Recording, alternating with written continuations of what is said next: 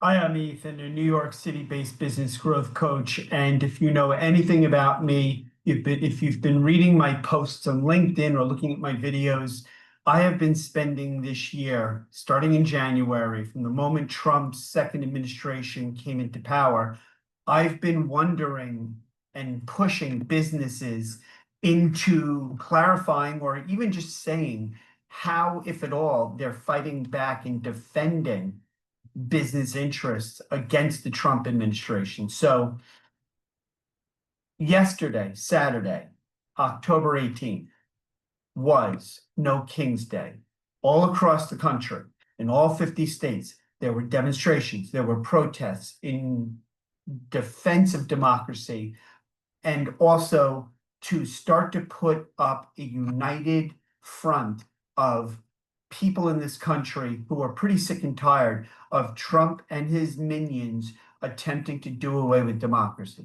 That's what yesterday's movement was, or I should say, collection of movements. So I'm going to do today a deep dive into No King's Day and also to what extent businesses have started to come out in defense of democracy and not just remain silent out of fear or also downright supporting Trump's initiatives. So other than big companies like Ben and Jerry's and REI and Costco, I wanted to look for companies that have specifically publicly gone on record as saying, we support this No King's Day. And to be honest, I struggled. So let's go to the video tip, so to speak. Let's take a look at what happened yesterday. Who were the forces behind making No King's Day over 2,500 events across the nation in all 50 states? So we start with labor unions who have been feeling an incredible strain, a threat to union existence during Trump 2.0. So I'm going to kind of dive in and just give you essence of what was going on. So this is SEIU, members protesting against medical cuts in Washington, D.C. back in June. There is a groundswell movement out there of people who are speaking out against Trump and his administration's attempt to steal democracy. And so I'm not going to get into the specifics of the article, but we talked about who's behind this. Who's behind this No King's Day? Or the United States has a president, not a king, which dates back to our Civil War, or even farther back to our American Revolution in the 1700s. So I'm going to walk you through some of the high level. We didn't want kings back in 1776, and we don't want kings now. Some of the largest labor unions in the US, as I mentioned, are involved in organizing what went down yesterday across the United States. No King's protest. 2,700 demonstrations that were planned. We'll wait for all the data to be aggregated, but across all 50 states. So I mentioned SEIU. That is the Service Employees International Union. Also AFT, the American Federation of Teachers, who are two massive, massive trade unions that were leading support and direction for this mass movement of No King's Day. See, unions understand that a voice at work creates power for regular people at work, especially people whose existence are being threatened by Trump 2.0. Unions understand that a voice in our democracy creates power for the people, for working folks in society, said Randy Weingarten, president of the AFT. These are two of the main ways that regular folks have any power. And let's be clear, you either stand for democracy or you don't. We have watched so far in the last 10 months a human being in power who's motivated only by vested self-interest and sociopathic narcissism, who's out for self-gain, and a whole bunch of people who derive power through his populist mindset with the MAGA movement, people like Johnson, head of the House of Representatives, and other other MAGA enablers. And that's what yesterday was about, was fighting back. We and labor understand that you need to have a voice to have freedom. Freedom does not come without a voice, and people's voices are being stolen. And if you don't believe it, wake up. It's happening with redistricting. It's happening with stealing our health benefits through Medicare, Medicaid. It's happening with reproductive rights being stolen from women. And oh, we have it with ICE going into raids of companies to steal those employees, sometimes even citizens, lock them in concentration camps, detention centers. And this week we witnessed the first fatality in ICE raid led to the death of an American citizen, a father of two. So it's interesting, Trump administration and MAGA, we know that the BS spin they put on anything is, if anything, they're predictable. They claim that these rallies, these No King rallies, were hate America rallies, in stark contrast to Trump, describing those January 6 rioters, the ones who stormed the Capitol and killed American police officers who were defending congressmen and senators and representatives. And they also were screaming the crowd to hang Mike Pence. Do you remember that? Trump's referring to them as patriots, and all of his pardoning those people who did damage on that fateful day and allowing them to get out of jail. That's the MAGA position. Republican Congressman Tom Emmer even went so far as to suggest that Democrats were bowing to the pro-terrorist wing of their party because millions of Americans took advantage of their inalienable right, at least right now, to protest peacefully. This is what our country's come to, and where are business people speaking out? Weingarten said the events were actually a response to abuse of power by Trump and his administration and his minions, designed to express frustration over his failure to deal with the actual issues that are destroying our society. Things like escalating costs, groceries, healthcare prices, employment. And that's what people all over the country went out yesterday and protested. I love America, and I resent anyone attempting to take away my patriotism because I want the promise of America to be real for all Americans, Weingarten said. That's where labor's position is. They want the promise of America to be real for our members, for their families, and for the people we serve. And freedom is under attack. Freedom is under attack. The real threat to this country isn't peaceful protesters like we experienced all over the country this weekend. It's politicians shutting down our government to protect billionaires and corporate greed, said Jaime Contreras, Executive Vice President for SEIU, which represents 185,000 janitors, security officers, airport workers, and other security and service employees all over the eastern seaboard states. What's ironic to me is you call peaceful protesters terrorists, but then the people who attacked our nation's capital, you call them patriots. On October 18th, which was yesterday, Saturday, SEIU members will be in the streets across the country as part of the No Kings protest because America belongs to people, working people, not to billionaires. And I will ask you business people, what the hell are you doing by remaining silent? You're sitting there allowing this to happen day in, day out. Now, when you talk about what happened yesterday, No King's Day, in terms of protest nationally, there was a huge, huge representative body of former federal employees who, ever since Trump came into office, they've been under attack. Hundreds of thousands of government employees have been laid off, starting with all the folks who were in DE&I initiatives, plus public service organizations like USAID. It has been a constant, targeted attack of federal employees. I mean, even the IRS has had tens of thousands of employees laid off.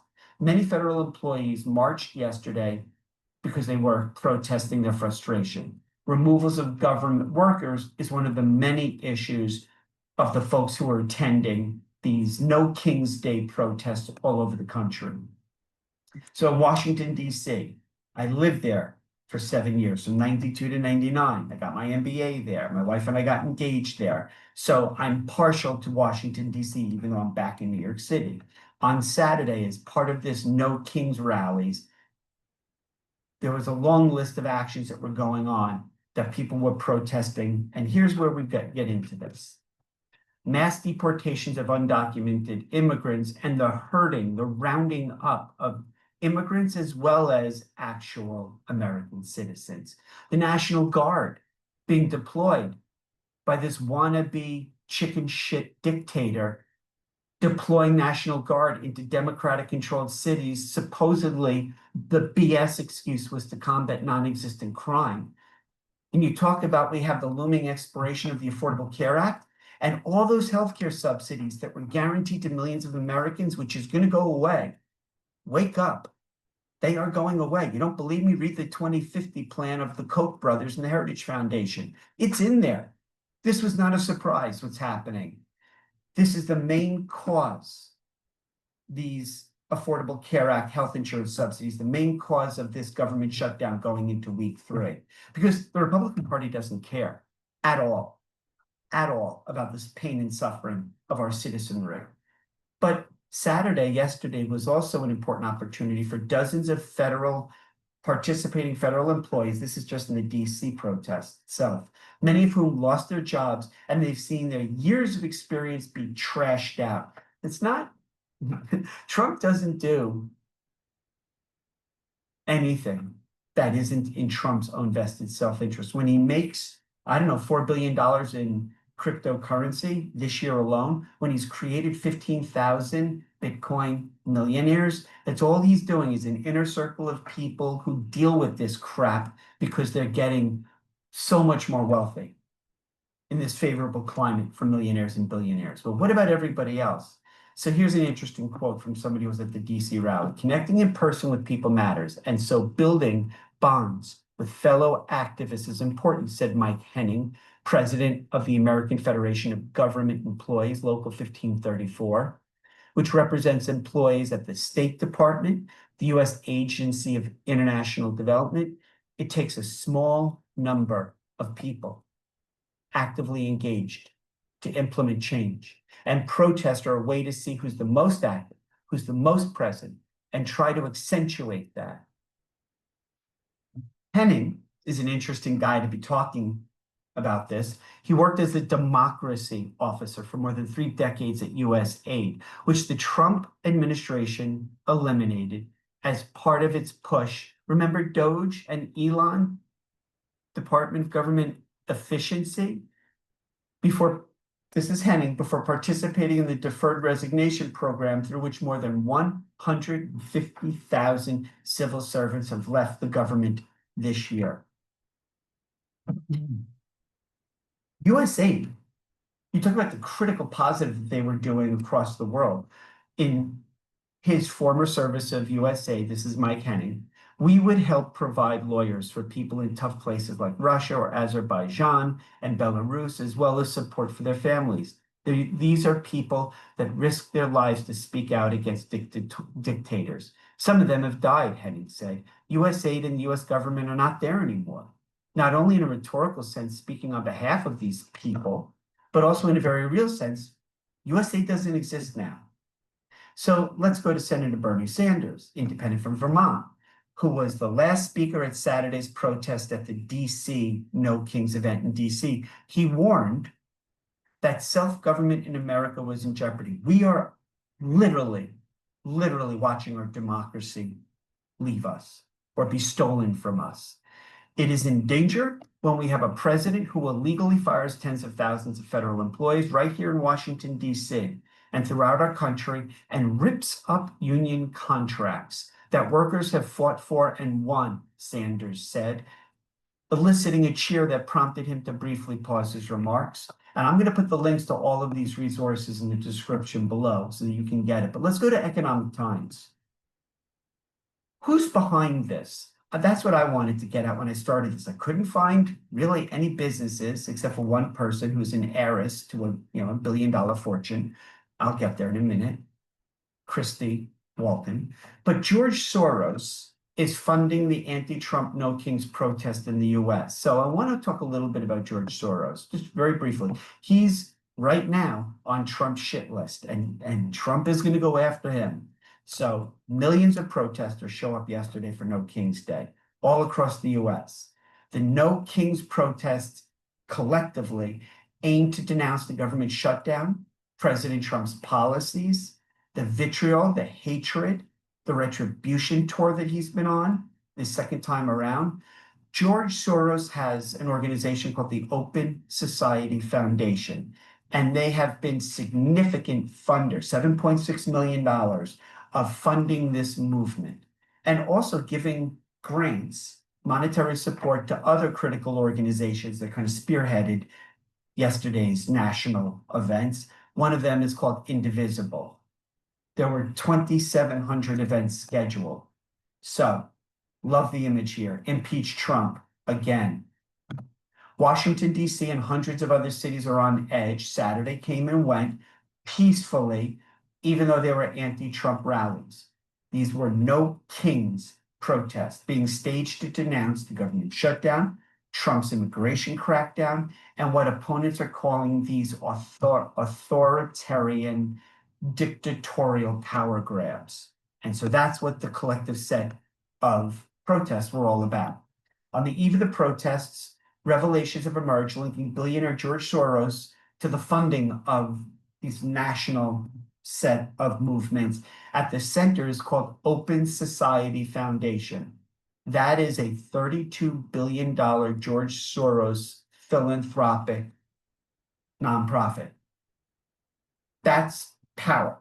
And we can look at the right, we can look at all the millionaires and all the billionaires who are supporting all the MAGA initiatives, but it's a lot more challenging to find the people who are supporting the other side, the side of light, not darkness. So I'm going to just spend a few minutes talking a little bit about this. So I mentioned Soros, Open Society Foundation, which, by the way, George Soros is a major funder or contributor to the Democratic Party. So that's why he's already in Trump's headlines. Trump is already kind of going to go after him next. We know that happens if past his prologue. Records show that Open Source Foundation is funded, as I said, $7.6 million in grants to Indivisible, which is one of three major progressive organizations who were kind of facilitating the national set of movements yesterday. It makes up this $7.6 million in grants to Indivisible much more than half of their $12 million in revenue every year. So I'm not going to really talk anymore about that. I'll put the link down here. So in total, this is coming from Matthew Palumbo, who's an author, writing a book about George Soros' son, and also George Soros' successor, says OSF is awarded $8 million to the Indivisible Project from 2017 to 2023. Even though the son, Alex Soros, is trying to position himself as more of a moderate, other sponsors of Indivisible were the Democratic Socialists of America. So people are going to call the No Kings movement socialism, anti-Americanism. They claim these people hate America. That's the spin. We know it. That's their tried and true playbook. If you're against MAGA, you hate America. And you're a snowflake, and you're a communist or a socialist or whatever. So I'm not going to talk anymore about OSF. However, on their website, it says that George Soros has given away more than $32 billion of his personal fortune to these kinds of pro-society foundations. His son, Alex, serves on the chairman of the board of Open Society. Ezra Levin is an executive co-director behind the group. And then it mentions other individuals. So having said that, who's organizing? So as I said, there's a coalition. It's not one organization that facilitated, but it was a number of them that got together and led this movement. So there was No Kings New York City in Times Square, which I walked by before. It was unbelievable. The passion, the energy, the refusal of the common citizenry to allow this to happen. And the question isn't the power of yesterday across the country. The question is what happens next. But there were no kings, as I said, all over the country. No kings New York, no kings Philadelphia at their city hall. People were showing up all over the country. You can see right here a little bit of an image. Power. Usually you see this in third world countries who are fighting dictatorial regimes. To see this in America is both abjectly upsetting and also encouraging. So who's behind it? There are 200 progressive organizations, unions, and civil rights groups, as reported by Fox News. What are they?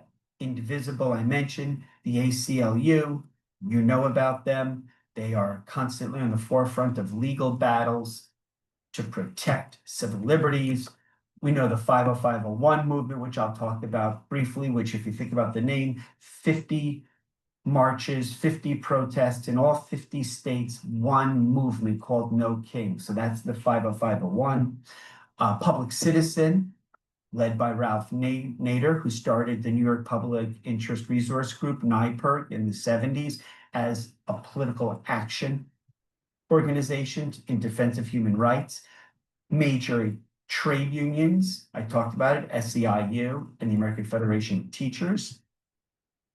Plus, Human Rights Campaign, United We Dream, Move On, Common Defense, the National Nurses United, Reproductive Freedom for All. So when you think about the power of the movement, this is substantial, 200 organizations collectively. It wasn't one socialist billionaire or a handful of manipulative, kind of evil, left-leaning socialists. That's not what we're talking about here. As much as the MAGA crazies are going to try and lie to you and position it that way. So let's watch a little bit here. George Soros and his foundations are funding the No Kings protests, which are expected to draw millions nationwide. That's according to a conservative watchdog group now sounding the alarm on the dark money allegedly paying for these events. The National News Desk, Jeff Harris, joins us, and Soros's foundations have been mentioned multiple times recently in connection to dark money. Break down these new claims. So following the money trail, that watchdog group, Americans for Public Trust, found that Soros's Open Society foundations have given over $7.5 million to an organization called Indivisible, a group managing data and communications for the No Kings protests this weekend. On its website, Indivisible says it's a movement of over 1 million members with a goal of resisting the Trump agenda. There is also a section where users can find where No Kings protests are happening in their local areas. Okay, so, I mean, that's just a little bit about what I just shared with you, and I'll go a little bit more into this separately, but this idea of support for a national set of movements, protests, to tell the current president of the United States and his many enablers, you have gone too far. You are destroying this country and we're not going to take it. Let's see how that plays out. This is an off-year midterm. We have really powerful elections for governor coming up in New Jersey and in Virginia. We have the mayoral election in New York City. So they're going to be bellwethers. They're going to be the canary in the cave, so to speak, about what's happening at the local level, at the state level. But we're going to see how this plays out at the ballot box. And also with other states aggressively trying, Republican red states trying to redistrict because they realize they cannot win on a straight up vote of confidence or lack of confidence in what the Republicans are doing in the White House, in the legislature, and taking over control of the courts, the Supreme Court. So let's go to CNN. Millions rally against Trump at No Kings protest across the US. So this is why people are saying they attended. And this is it. This picture. This is America. You know that U2 song, Outside It's America? Well, look, this is it. People are now so afraid, so angry that they've taken to the streets in the millions to start saying that they're going to take back our democracy. Because once it's gone, it's gone. So to celebrate her 70th birthday, retired government worker Peggy Cole says she and a friend drove the 10 hours from Flint, Michigan to DC to join the protest yesterday. She felt compelled to mark the milestone at the large demonstration because it's a scary time for Americans and democracy is at stake. And I say this on LinkedIn pretty much now every day, and I get met by the sound of crickets, silence. Where are you business people? You're just keeping quiet?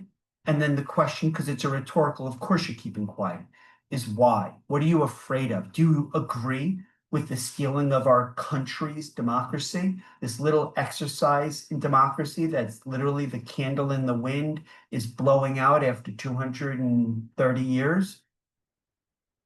It seems to me, says Cole, that Trump is taking our government, our democracy, dismantling it piece by piece, slowly but surely, if we sit by and don't do anything about it.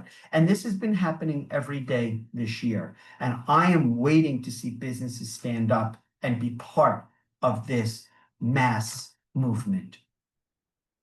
So I'm not going to talk anymore about the one in DC, but nearly 7 million Americans showed up, those 50 states, those 2,500 protests, more than 100,000 people in New York, organizers said.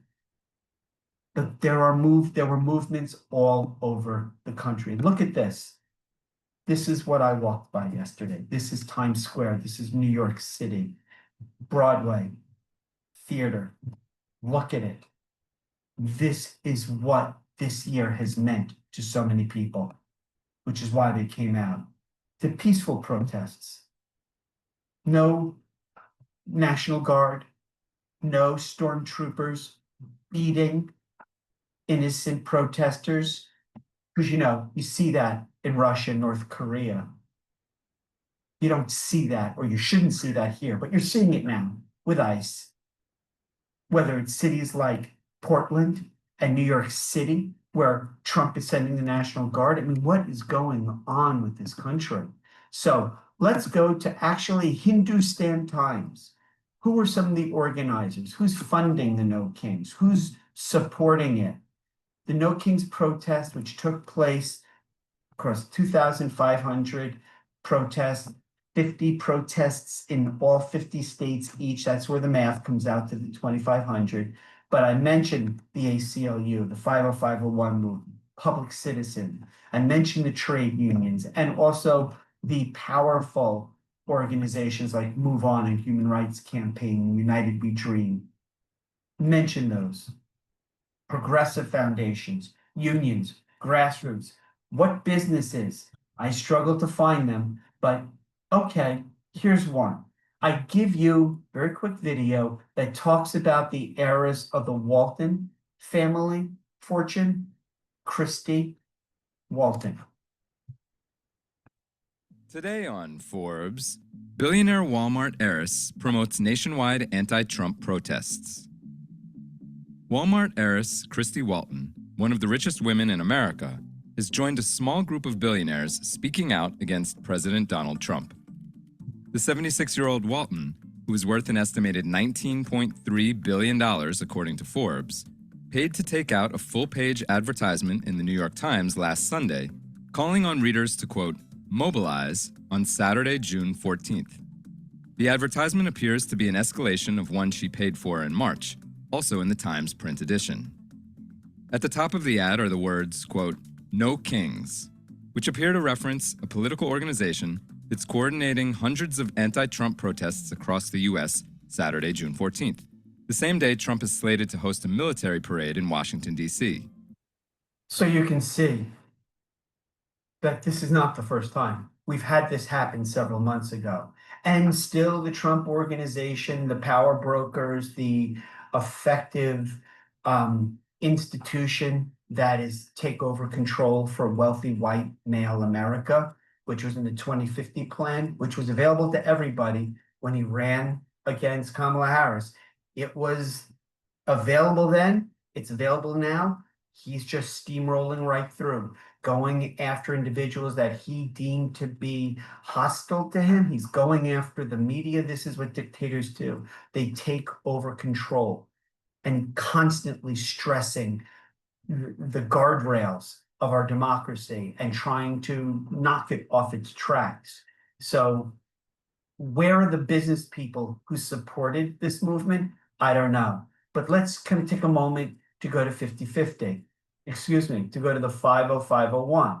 This is the website where they exist. And you can see, this is Indivisible. I'm sorry, I misspoke. This is Indivisible's website. In America, we don't do kings. From one of the largest days of protest in US history to the daily act of organizing in every congressional district in this country, Indivisibles are standing up against authoritarianism. So you can go to their website, you can sign up, and you can get active. So the Trump shutdown. We're in a government shutdown because Republicans are demanding a budget that kicks millions of healthcare and jacks up prices for the rest of us. Here's how you respond. Find a local indivisible group. So this is how they're kind of aggregating this groundswell of a movement. Now you go to the 50501. It's www.5050.1 Act Now. And you can go and see that besides these protests, there are many other ways to fight back. So you click on Find Your Path with the What Can I Do guide, and it'll walk you through what it is that you can do now that we're done with yesterday, Saturday, October 18th. You can find future events. You can see how to become an organizer. You can get active, but that's how we do it. And here we go. Choose democracy. When you're alone, it's too easy to freeze up. While keyboard warriors and protest attenders are important, so they're saying yesterday's movement of millions of people to get out in those 2,500 No Kings events, you'll feel the greatest strength if you gather up with others semi-regularly to plan together, share together, act together. And still, it racks my brains. I have been researching this and I'm trying to call out companies, for example, those who under pressure from Trump's hostile racist regime have done away with their own diversity, equity, inclusion programs. Meta, McDonald's, Boeing, John Deere, Harley Davidson, Walmart, Target. The list keeps growing and I'm looking for businesses that are standing up and speaking out against this, and they just don't exist to the extent that they should. And it's mind-boggling. So now, look, I even go to ChatGPT. I shit you not. And I said, show me which companies are supporting the No Kings movement. I couldn't find a definitive public list of specific companies that have officially supported the No Kings protest, whether it was the June 14 or it was the one that happened yesterday, October 18. So, yeah, Christy Walton was a major donor for the June 14th event, which I alluded to. Various nonprofits this time around, October 18th. You try to find other individuals, and besides George Soros, not a whole lot. Sure, there were artists, celebrities, actors, all the famous folk jump in and they get their picture taken, but I don't see business support. I don't see it. So, ladies and gentlemen, we are in demanding times. We are in crazy times. And what needs to happen for us in business to stake a claim that we're going to fight back and stop this chaos and uncertainty, and with tariffs and supply chain challenges and our administration going to war seemingly every day with a different country. It used to be a favorable trading partner. I understand the natural tendency is to stick our head in the sand, but now more than ever, we can't. You have children? I do. Do you have grandchildren? Not yet, but I'm looking for it. Do you have family members? Do you have friends? Do you have people who are suffering and will continue to suffer under this groundswell of a movement to take our democracy away from us? It's death by 1,000 cuts, Chinese proverb. It's a little bit every day of the current administration fighting to take our power away and give it into the hands of billionaires. And that's what's happening. You're either for it or against it. You can't be silent.